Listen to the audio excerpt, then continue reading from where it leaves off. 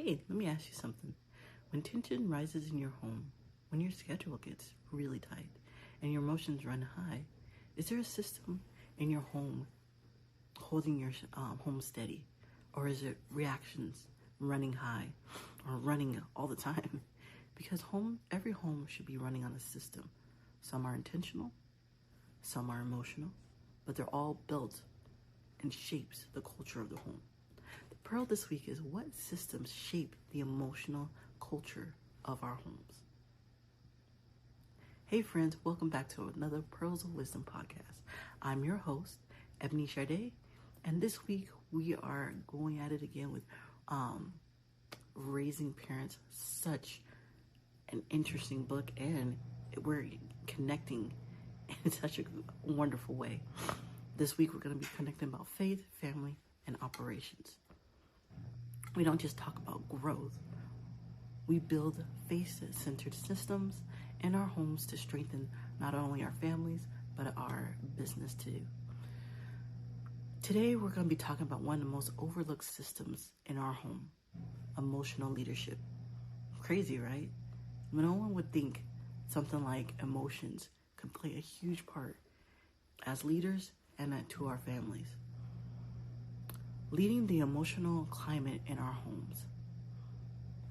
Sorry, one second. The most overlooked system in our homes is emotional leadership. Our home has an emotional operating system. Isn't that crazy? Every home has this system where how we handle conflict, how do we correct our children, our spouse, ourselves, how stress is processed, how we set the tone for the day or set the direction of how we want to raise our families.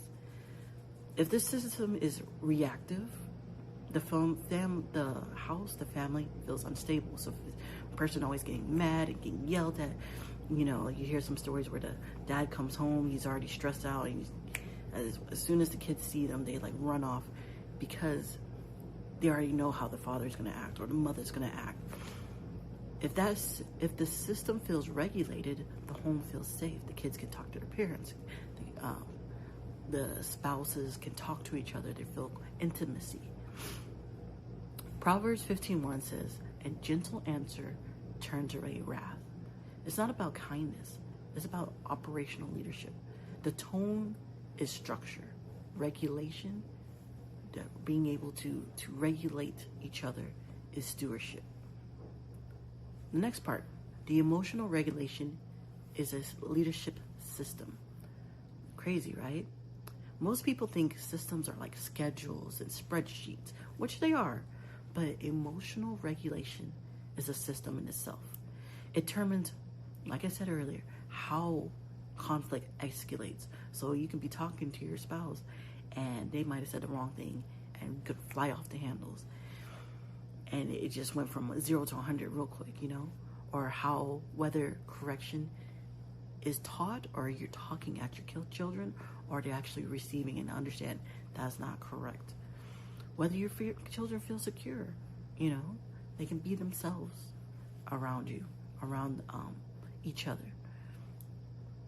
Our children are mimics and replicates whatever we do. When you pause before reacting, you're implementing a system.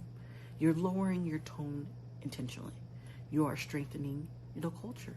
You're saying, okay, yes, I'm upset, but let me breathe. And before I react, let me give a better answer. That is stewardship in life and structure. Your emotional discipline becomes the backbone of your home's culture, which is so crucial. Faith before reaction. In 2 Corinthians 10:5, it tells us to take every thought into captivity. That applies especially to parenting. Before you react, ask, how am I feeling? Am I already annoyed? Am I upset about something that I'm about to react to my kids or my spouse? Is there a deeper meaning into this moment? Or is it something that's upsetting me right now? What response aligns with who I want to be? There's so many times, your kids are doing something and you're like, please don't do that. Honey, please don't do that. And they keep ignoring you and you get frustrated. You have to be like, okay, I'm the parent. I need to teach them, hey, when I'm talking to you, I need you to not respond because I am your guardian. I am your leader, right? You're not just correcting behavior, you're modeling leadership. And leadership compounds. Like I said, as your kids see you, how you respond to stuff, they will do the same thing. If you fly off the handles, more likely than not, they are flying off the handles because they don't know how to regulate their emotions. So we need to teach each other. The same way applies to business. It needs operational clarity. Homes do too. If you can regulate under pressure, like so many people say, I thrive under pressure, which is not exactly true. We can perform, but it also has a price. You can lead under pressure in business. Faith-centered systems don't start on a spreadsheet. They start within the self-control. So let's talk about it. The pearl of this week. Your tone is not just about reaction. It's how you regulate. It's your system shaping your legacy. All right? It's how you react, how you use your emotions to help someone else. All right? Let's put our faith in action this week. This week, let's implement one emotional system. The 5-second pause before correction. It's lowering your tone before during the conflict. Or, when your children are talking to you crazy, you're like, okay, I hear you, but let's try this again more calmly. It's the post-conflict repair conversation. So you already went off the handles, but now you're like, okay, I messed up. This is what I meant. I did not mean all the words I said.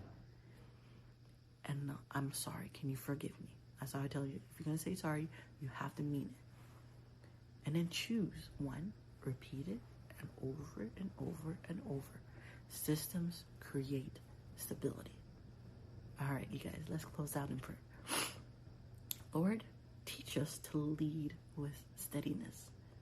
Help us build our emotional systems rooted in self-control and wisdom that only you can give. Make our homes a place of safety, not reaction. Strengthen us to model the leadership we want to multiply, because you are the greatest leader. In Jesus' mighty name, amen. All right, you guys, we're going through so much pearls in this book, Raising Parents, but we're going to get it together with faith, with family, and structure. One book and one pearl at a time. Thanks, you guys.